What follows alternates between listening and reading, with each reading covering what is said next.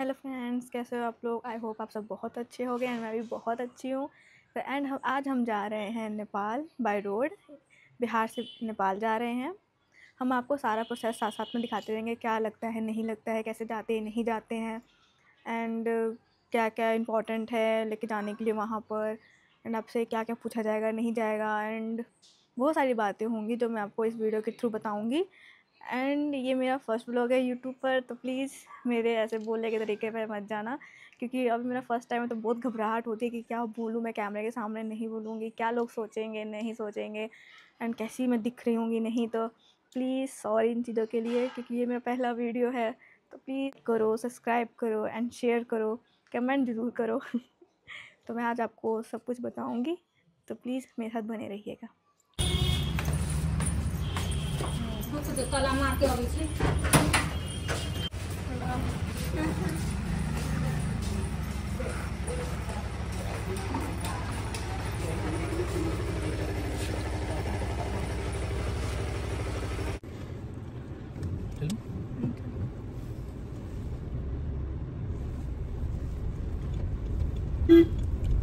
तो देख सकते हो गाइस, अब हम निकल चुके हैं जनकपुर के लिए।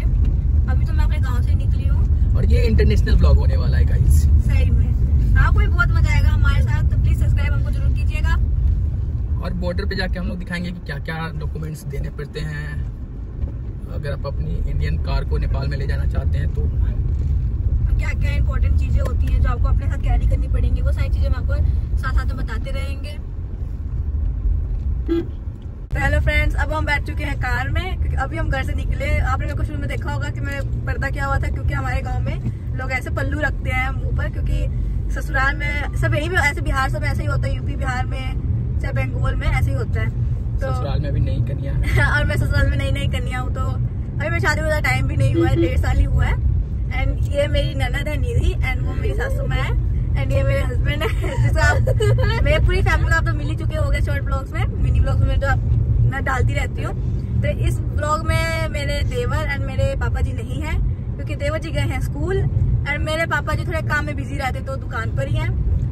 एंड मैं तो यही कहूंगी कि भाई छोटी सी जिंदगी है, घूमो फिरो ऐश करो, साथ में फैमिली भी घूमो। एंड मेरी ननद तो कितनी खुश है, उसको ये सब बहुत मन लगता है। मम्मी बोलो कुछ।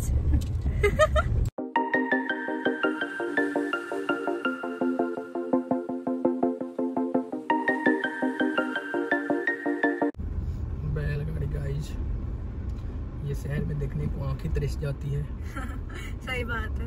आपको पता है हम लोग गाँव जब में बचपन में इस पे पीछे लटक के बैठ जाते थे किसी के। नहीं, मैं तो कभी नहीं बैठी हूँ। मेरे नानों के पास होता था, बट हम कभी कभी जाया करते थे नानी के घर, तो देखा करते थे।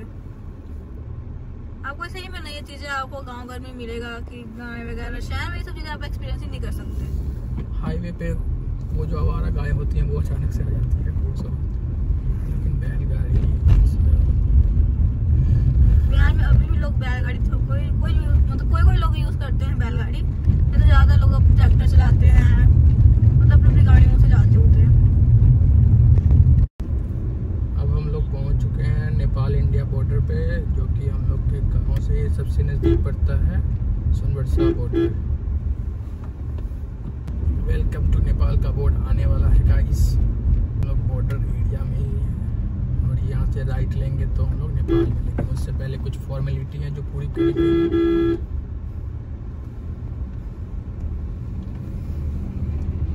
ये इंडियन बॉर्डर साइड है, यहाँ इंडियन पुलिस का चेक पोस्ट है। यहाँ पे सब कुछ मेंशन करना पड़ता है, लाइक कितने लोग हैं कार में, कहाँ जा रहे हैं, कब आएंगे, किस काम से जा रहे हैं। आपको इम्पोर्टेंटली भंसार कटाना पड़ेगा। ये फल फूल का हब है, कुछ लेना चाहते हैं अगर आप अपने नेपाल की सब प्रेमियों से भेंट करने जाते हैं तो अमरूद ले लो। सब प्रेम भेंट। हम लोग थोड़ा आगे से यू टर्न लेंगे गाइस। बहुत मतलब ऐसे कार वगैरह लगा हुआ है अभी, और सीधा एक बार में चक। देखो अंकल कैसे बूढ़ी जा रहे हैं। खुला और ये देखिए नेपाली गाड़ी यहाँ पे आपको दिखना शुरू हो जाएंगे, क्योंकि यहाँ इंडिया नेपाल बॉर्डर उतरता है। और वो देखिए बोर्ड देख रहे हैं आप लोग, उस पर लिखा हुआ है thanks for visiting India, Bharat में पधारने हेतु धन्यवाद। ये नेपालियों लोग के लिए है। और हम लोग को उधर दिखेगा वेलकम टू नेपाल का बोर्ड। भारतीय सीमा शुल्क, इंडियन कस्टम। अगर आप कुछ महंगा सामान उधर से ला रहे हैं तो यहाँ पे आपको कस्टम ड्यूटी भरना पड़ेगा। यहाँ गाड़ी लगाते हैं, बाकी अपना फॉर्मेलिटी पूरा करने जाते हैं, तब तक ये लोग एसी में डीसी मजा ले। तो मैं निकल गया हूँ गाइज।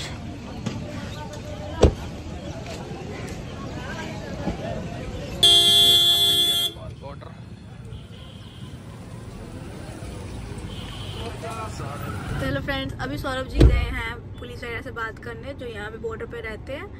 वो पहले पूछेंगे आप कहाँ से आ रहे हो, जा रहे हो, नेम वगैरह लिखेंगे आपका, एंड आपका मतलब आधार कार्ड, आपका ड्राइविंग लाइसेंस, वो सब चेक करेंगे एंड देन हमको अंदर जाने देंगे।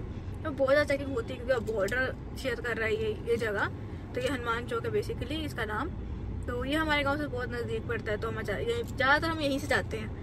मतलब कि हमें 2-3 बार हम घूमने गए हुए हैं, नेपाल, पोखरा, काठमांडू। तो ऐसे हम 2 बार तो हम गए हुए हैं, तो हम यहीं चले जाते हैं, इसी रास्ते से हम चल जाते हैं। अभी तो सौरभ जी गए हुए हैं दिखाने सब चीज़, तो उसके बाद हम अंदर जाएंगे। फिर उसके बाद जब वो हमारा नेम वगैरह लिख लेंगे एंड फिर सब कुछ कि कितने बंदे हैं कार में, फीमेल कितनी है, मेल कितने हैं, उसके बाद हमको एंट्री मिलेगी हमको। एंड देन हम जाएंगे आगे, थोड़ी आगे तक आपको भंसार कटाना पड़ेगा। आप 4 व्हीलर से आ रहे हो तो आपको भंसार कटाना मस्ट है, क्योंकि उसके बाद अगर आपके पास भंसार नहीं तो आपको पुलिस कहीं भी रोकेगी या लाठी चार्ज करेगी। तो इसलिए हमको ऐसे भंसार कटा के अंदर जाना होता है। जब भंसार कट जाएगा तो फिर हम आपको आगे का रास्ता भी दिखाएंगे, और भंसार में कितने का करता है वो सब आपको साथ साथ बताते रहेंगे। सौरभ जी वहाँ का वीडियो नहीं बना पाए क्योंकि वो लोग कैमरा बंद करवा देते हैं कि यहाँ का वीडियो नहीं बनाना, और मतलब क्या पूछ रहे हैं आपसे वो सब, मतलब वीडियो डिलीट करो। अगर हम वीडियो बनाते हैं तो फिर कैमरा नीचे करवा देते हैं, तो वो हम बना नहीं पाए हैं। बट अगर एंट्री हम करते हैं तो आपको हम वो दिखाते हैं। और नहीं, इंडियन सिक्योरिटी के लिए वो सब चीज़ें जरूरी भी है गाइस। तो हम अब कर चुके हैं नेपाल में एंटर। हो गया। मैडम आईडी दिखाइए। किसका? मैडम का आईडी दिखाइए। मैडम का आईडी ये रहा, देख लीजिए। डिक्की में कुछ है क्या? नहीं, कपड़ा है बस।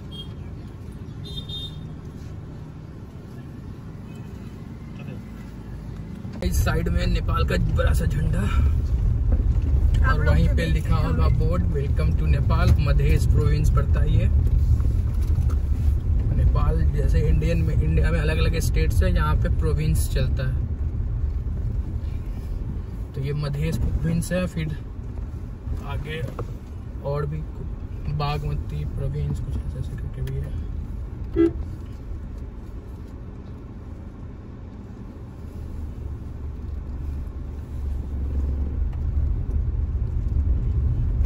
Welcome to Nepal guys.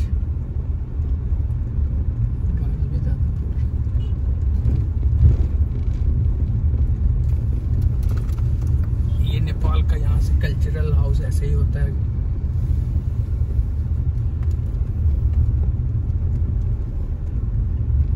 यहाँ पे लिखा हुआ है welcome to Nepal. Hotel Panchvati का ऐड लगा हुआ है। आप लोगों को इस पर ध्यान नहीं देना है, हम तो कभी नहीं देते हैं। हम लोग इंडिया का सिक्योरिटी चेक पास कर लिए हैं और यहाँ पे एंट्री वगैरह हो चुका है। अगर आप यहाँ पर आते हो तो पहले जैसे आप एंटर करोगे आपका आधार कार्ड पूछेगा कि आपका आधार कार्ड है, दिखाइए। फिर आपका डिक्की वगैरह चेक करेगा, आपका कार चेक करेगा कौन है नहीं है। सब कुछ चेक करने के बाद ही आपको अंदर एंट्री मिलेगी। अब ये आ गया नेपाल का चेक पोस्ट। यहाँ पे हम लोग अगर नेपाल में मलगवा से आगे जाते हैं तो उसके लिए भंसार नहीं चाहिए, लेकिन अगर मलगवा के आगे जाते हैं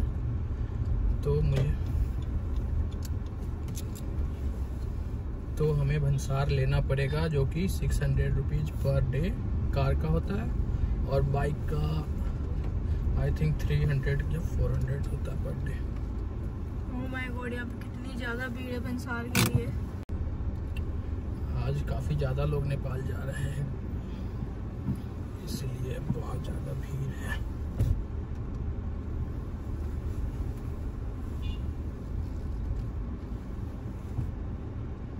ये है भंसार ऑफिस, यहाँ पे भंसार के फॉर्म मिलते हैं। ऐसे नेपाली पैसा गिन रही है हमारी मम्मी। अगर आप नेपाल में हो तो आपको नेपाली पैसा भी चाहिए, तो मम्मी ने बॉर्डर पे, ये सुनबरसा बॉर्डर है, यहाँ पे इंडियन से नेपाली करेंसी में लोग एक्सचेंज कराते हैं पैसे, तो आप ले सकते हो। मम्मी ने तो ले लिया, सौरभ जी ने भी ले लिया है। एंड अब नेपाल में खर्चा तो करना ही पड़ेगा ना मेरी जान।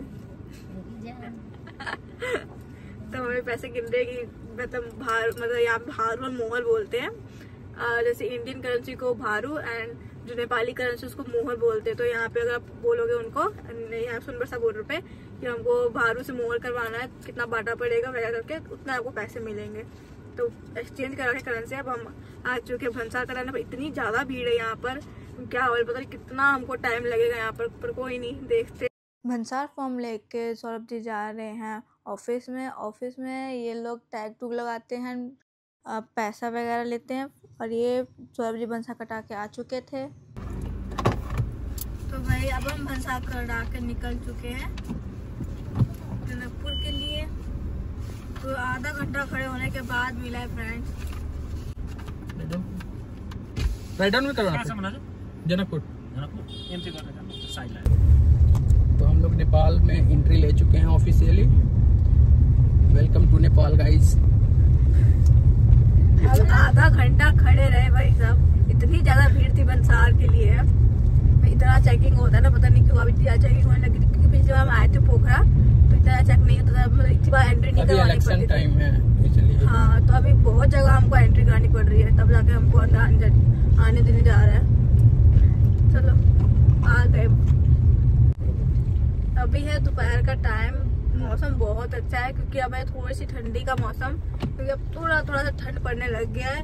सुबह तो भाई इतनी ज्यादा ठंड लगती रहती है, अभी तो दोपहर का टाइम है तो बहुत अच्छी धूप निकली हुई है, तो हम इस मौसम को अच्छे से एंजॉय कर पा रहे हैं। अगर यहीं पे अगर मई जून होता हम इस चीज को एंजॉय नहीं कर पाते।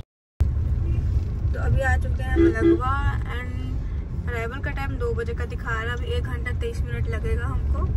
तो अभी हम वहाँ पे पहुँच चुके, आपको दिखाएंगे सब चीज। अब यहाँ से हम लोग जाएंगे परसा, नारायणपुर होते हुए संग्रामपुर, फिर जनकपुर।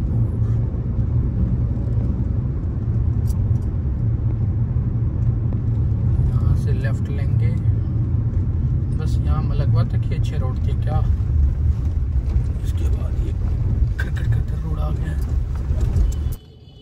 अब हम लोग नेपाल में आए हैं, तो नेपाली नेटवर्क यूज़ करने के लिए नेपाली सिम एक्टिव करना पड़ेगा। उसके लिए हम लोग को रिचार्ज करना पड़ेगा नेपाली सिम। तो इंडिया में नेपाली सिम आधार कार्ड पे भी मिल जाता है। तो हमने फाइनली रिचार्ज करवा लिया है, जो कि हमें 50 रुपीज़ नेपाली, जो कि इंडियन 30 रुपीज़ होता है। उसमें हम लोग को आज पूरे दिन अनलिमिटेड डाटा मिल चुका है। अनलिमिटेड डाटा बहुत स्लो स्पीड पे होता है, तो इंडिया की तरह अनलिमिटेड डाटा तो नहीं बोल सकते उसमें। एम्बुलेंस है गाइस, लेकिन वो लेफ्ट मुड़ गया तो हम लोग पहुंच चुके हैं नारायणपुर से आगे संग्रामपुर, मलगवा से होते हुए परसा पहुंचे, फिर परसा से नारायणपुर, फिर संग्रामपुर। अब हम लोग जा रहे हैं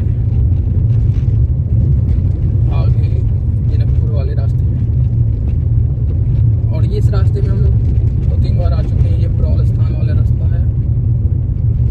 प्रोल स्थान एक धार्मिक स्थान है जहाँ पर लोग अपनी मन्नतें मांगते हैं। जैसे अगर किसी की कोई ऐसी इच्छा जो पूरी नहीं हो रही होगी, तो वो लोग, जैसे बकरी के जो बच्चे होते हैं, तो यहाँ पे वो खसी बोलते हैं, तो वो लोग उनको चढ़ाते हैं उन देवता को कि मेरी मनोकामना पूरी हो। तो लाखों में भीड़ होती है यहाँ पर इस टाइम पर प्रोल स्थान। तो वहाँ पे बहुत ज़्यादा भीड़ होती है, लोग अपनी मन्नतें मांगते हैं, जब मन्नत पूरी हो जाती है तो वो क्या बोलते हैं, बकरी के बच्चे को चढ़ाते हैं, बकरी को बच्चे बलि देते हैं। लाइक जैसे बाहर में होता है, जैसे वेस्ट बंगाल में जैसे बलि देते हैं, तो यहाँ पर भी प्रोल स्थान बलि देते हैं कि हमारी विश पूरी हुई है तो वो बलि देंगे। ऐसे वो मांगते भी है पहले कि अगर हमारी इच्छा पूरी होगी तो हम बलि देंगे। वो इच्छा पूरी हो भी जाती है लोगों की, तो वो लोग बलि देते हैं। अगर नहीं देते तो उनको अपनी मतलब से प्रॉब्लम झेलना पड़ता है। ये बहुत ऐसे धार्मिक जगह जब चला जाता है तो उस जगह पे बात नहीं करते हम लोग, तो यहीं पे बात खत्म करते हैं।